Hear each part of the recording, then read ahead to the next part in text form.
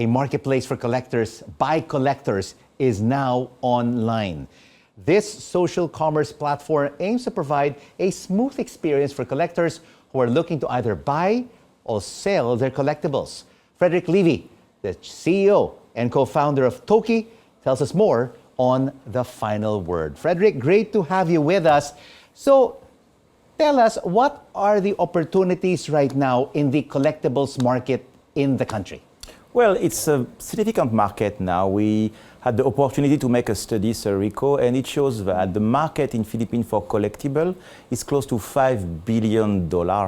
And if you focus on the re-commerce market, meaning people who buy and sell reseller, it's still $2.2 billion. So you see oh, that's an interesting market. And in the meantime, in the same study, we noticed that 9 times by 10 this transaction happened through social media. And $5 billion, the collectibles market, and how many percent of this $5 billion are really authentic, true-to-form collectors? That's the question, that one. There is no statistic on that.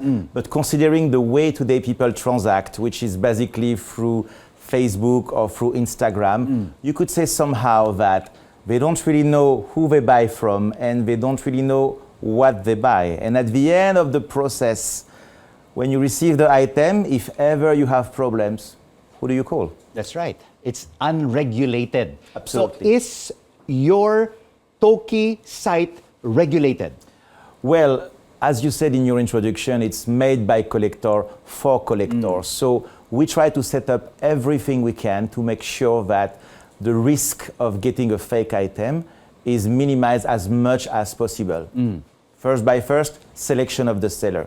Toki is not an open platform. Not everybody can sell on Toki. It's limited to people that have been curated by our team. We have a scoring system. It includes a lot of elements, such as your online reputation, your number of years in the market, the volume of collectible you're selling. We are asking picture and video of your stock. In some cases, we even do ocular. So that's the first line. Every transaction on Toki. The line of defense is very, very strong. We have to. And so far, Frederic, how many members, how many sellers does Toki have?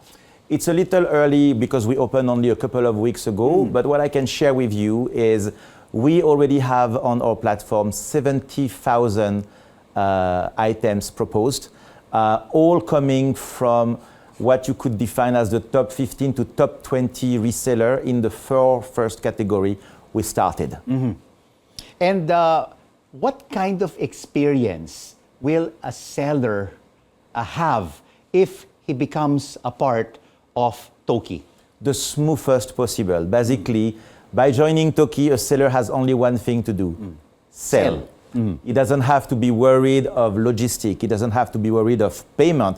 He doesn't have to be worried to be scammed on the payment, because that thing also happened on that side. He doesn't have to be worried of customer support, inquiry.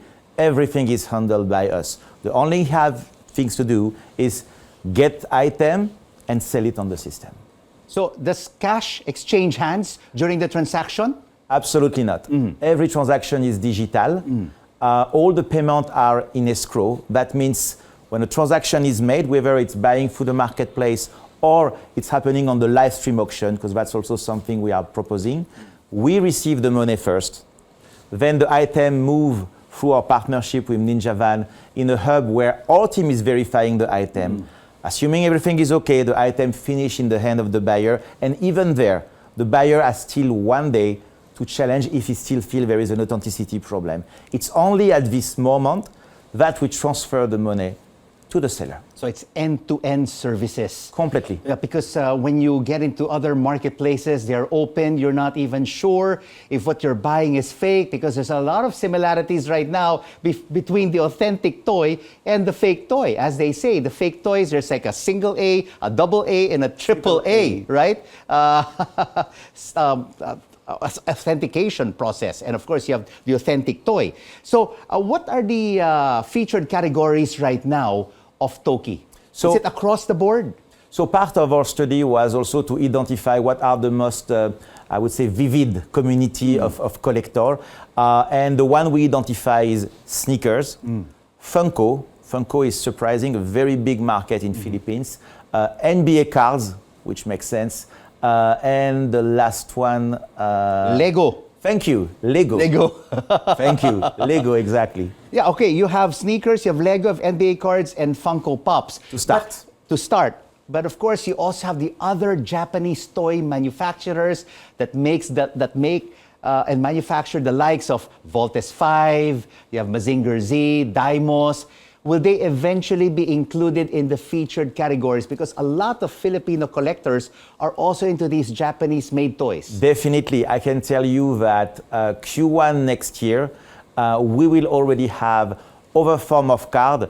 Pokemon, One Piece, very popular these days. Magic the Gathering is coming very strong. We want to push that.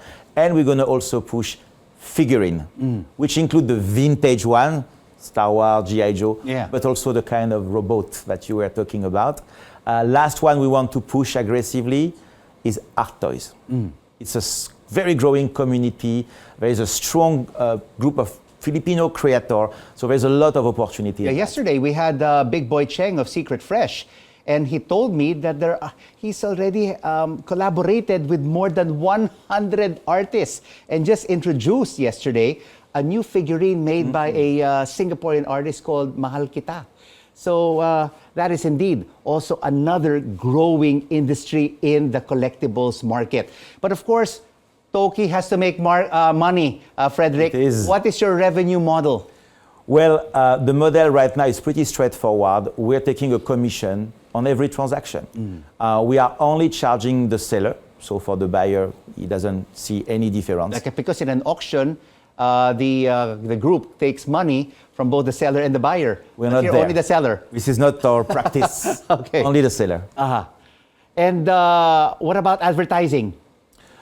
Well, you know, the advantage of that kind of business, it's fun, it's driven by community. So we're not in a situation where we have to look for our buyer, where are they, and you need to throw millions of pesos every day. We know where they are.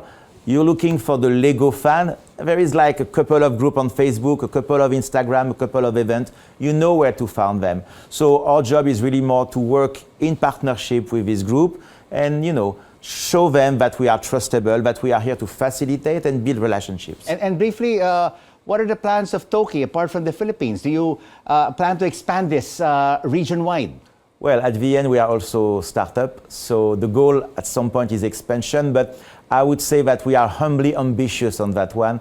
First, we want to deliver a very good service to Filipino, win the Philippines, then move regionally, and we're already eyeing a couple of countries who surprisingly have the same experience today, such as Thailand, Indonesia, just to name a few. Well, good luck with Toki. Frederic Levy, the CEO and co-founder. Thanks a lot, Sir Rico.